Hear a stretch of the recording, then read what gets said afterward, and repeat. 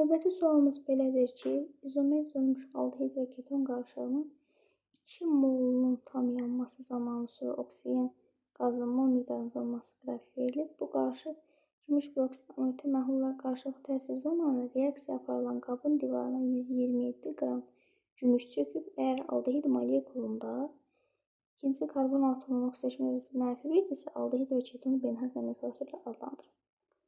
Deməli, biz burada istər aldehid olsun, istər keton olsun, onsuz da bunlar bir-birinin siniflər arası izomerdir deyə ümumi formulu CnH2nO şəklində yaza bilərik. Bunların yanma reaksiyasını tərtib edən zaman alınır karbon qazı və su. Əmsalları qeyd eləsək, m mol karbon qazı alınır, m mol su alınır və 3n-1/2 molda oksigen reaksiya girir. Və burada deyirik ki, əgər 3n-1/2 mol oksigen reaksiya girən zaman m mol su alınırsa, biz 2 mola görə hesablamalıyıq. 1 mola görə 3n-1/2-dir. 2 mola görə 3n-1 oksigen reaksiya girir, 2n su alınır.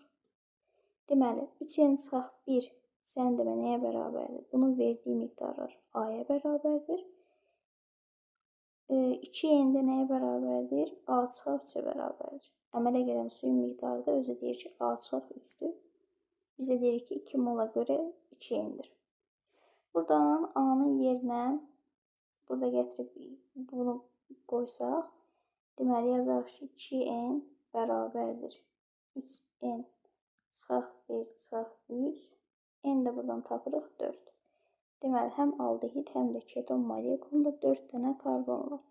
C4H8 bu. Bizim bununla da işimiz bitmir. Niyə? Çünki bizə bundan sonra deyir ki, bu qarışıq gümüş peroksid amoniak məhlullar qarışıq təsir zamanı qabın divarına 127 qram gümüş çöküb və aldehid molekulunda ikinci karbon atomunun oksidaşma dərəcəsi. Deməli, biz burada deyəcəyik ki, bunu silsək, əgər 127 qram gümüş alınıbsa, burada təbii ki, aldehid reaksiya girəcək. Bu qarışıqla aldehid gümüş peroksid amoniak məhlullar reaksiya girir və müvafiq karbon turşusu əmələ gəlir. Və 1 mol aldehid reaksiya girən zaman 2 mol gümüş alınır. 1 mol aldehid reaksiya girən zaman 2 mol gümüş alınır. 2 mol gümüşdə kütlə ilə yazsaq, 2/127 qram alınır. Əgər 127 qram alınıbsa, deməli, aldehidin də mol miqdarı nə qədər imiş? 0,5 imiş. Və əvvəldə mən 2 mol qarışıq götürmüşəmsə, qarışıq aldehid və ketondan ibarətdirsə, bunun 0,5-i də aldehiddirsə, o zaman 2-dən də çıxaram 0,5-i, 1,5 mol ketonun payına düşəcək. 0,5-i də aldehiddir. Mol miqdarlarını təyin elədik. Və deyir, əgər aldehid molekulunda ikinci karbon atomunun oksidaşma dərəcəsi -1-dirsə. Əslində, bu mol miqdarlara bizə ehtiyac idimi? Xeyr. Yəni, maddəni təyin eləməkdə indi bizim nə kimi olacaq? Aldehiddə ikinci karbon -1-dir.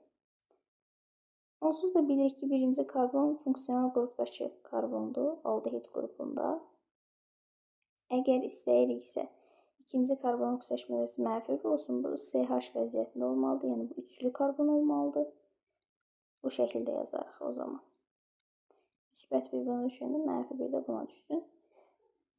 Bu zaman görürük ki, deməli bu aldehidin adı olacaq.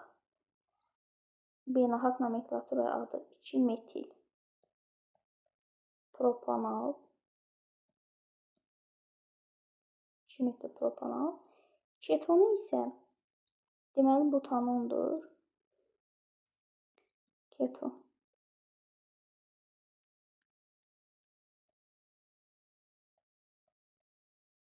Butanonda da ümumiyyətlə izomerlik yoxdur deyə nə vəziyyət izomerliyi, nə də ki, quruluş izomerliyi olmadığına görə sadəcə bir versiya ola bilər də, butanon ola bilər.